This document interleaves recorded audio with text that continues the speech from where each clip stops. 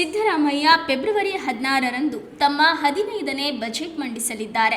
ಬಜೆಟ್ನಲ್ಲಿ ಎನ್ಪಿಎಸ್ ಹಾಗೂ ಒಪಿಎಸ್, 7ನೇ ವೇತನ ಆಯೋಗ ರಚನೆ, ಮೋಟಾರ್ ವೆಲ್ಫೇರ್ ಬೋರ್ಡ್ ರಚನೆ ಸೇರಿದಂತೆ ಹಲವು ವಿಷಯಗಳಿಗೆ ಸರ್ಕಾರ ಸ್ಪಂದಿಸುವ ನಿರೀಕ್ಷೆ ಇದೆ ಎಂದು ಕೆಪಿಸಿಸಿ ವಕ್ತಾರರಾದ ಆಯನೂರು ಮಂಜುನಾಥ್ ಅವರು ಪತ್ರಿಕಾಗೋಷ್ಠಿಯಲ್ಲಿ ತಿಳಿಸಿದರು. ನಾಳೆಯ ದಿನ ಬಹಳ ಕುತೂಹಲ ಹಾಗೂ ನಿರೀಕ್ಷೆ ಇರತಕ್ಕಂಥ ಬಜೆಟನ್ನು ಸನ್ಮಾನ್ಯ ಮುಖ್ಯಮಂತ್ರಿಗಳಾದಂಥ ಸಿದ್ದರಾಮಯ್ಯನವರು ಮಂಡಿಸ್ತಾ ಇದ್ದಾರೆ.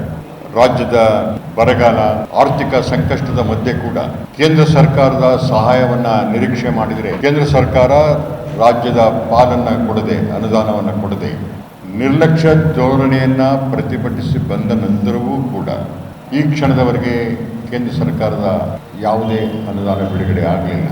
ಪಾರ್ಲಿಮೆಂಟ್ ಕೂಡ ಮುಗಿದೋಯ್ತು. ನಮ್ಮ ಸಂಸದರು ಯಾರೂ ಕೂಡ ರಾಜ್ಯದ ಹಿತವನ್ನು ಕಾಯುವಂಥ ಪ್ರಯತ್ನವನ್ನೇ ಮಾಡಲಿಲ್ಲ. ಈ ಥರದ ಸಂಕಷ್ಟದ ಮಧ್ಯೆ ಕೂಡ 14 ಬಜೆಟನ್ನು ಮಂಡನೆ ಮಾಡಿ 15ನೇ ಬಜೆಟನ್ನು ಮಂಡನೆ ಮಾಡಲಿಕ್ಕೆ ಹೊರಟಿರ್ತಕ್ಕಂಥ ಸಿದ್ದರಾಮಯ್ಯನವರು ತಮ್ಮ ಪರಿಣಿತಿಯನ್ನು ಸಾಬೀತು ಮಾಡೋರಿದ್ದಾರೆ. ಆರ್ಥಿಕವಾಗಿ ರಾಜ್ಯದ ಜನತೆಗೆ ಅವರ ಸಂಕಷ್ಟಕ್ಕೆ ಸಮಾಧಾನ ಪಡಿಸುವಂಥ ಬಜೆಟನ್ನು ಖಂಡಿತವಾಗಿ ನಾಳೆ ಮಂಡನೆ ಮಾಡುವಂಥವರಿದ್ದಾರೆ.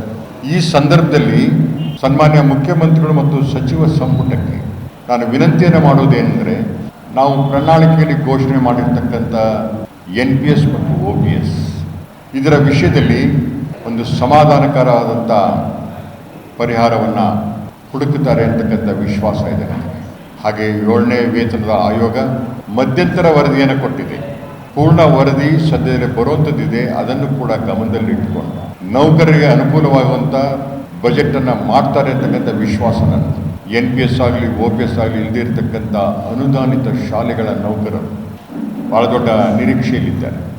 ಅವರ ಬದುಕಿನಲ್ಲೂ ಭರವಸೆ ಮೂಡುವಂತಹ, ಅದೇ ರೀತಿ 1995 ನಂತರ ಪ್ರಾರಂಭ ಆಗಿರ್ತಕ್ಕಂಥ ಶಾಲೆಗಳು ಅನುದಾನಿತ ರಹಿತವಾಗಿ ನಡೆಸ್ತಾ ಇದ್ದಾರೆ, ಅತ್ಯಂತ ಸಂಕಷ್ಟದಲ್ಲಿದ್ದಾರೆ. ಅವರಿಗೆ ಅನುದಾನ ಕೊಡುವಂಥ ಅಸಂಘಟಿತ ಕಾರ್ಮಿಕ ವಲಯಕ್ಕೆ ಸೇರಿದಂಥ ಮೋಟಾರ್ ನೌಕರ ಸಂಘಕ್ಕೆ ಒಂದು ವೆಲ್ಫೇರ್ ಬೋರ್ಡನ್ನು ಮಾಡ್ತಾರೆ ಅನ್ನುವಂಥ ವಿಶ್ವಾಸ ಕೂಡ ನನಗಿದೆ.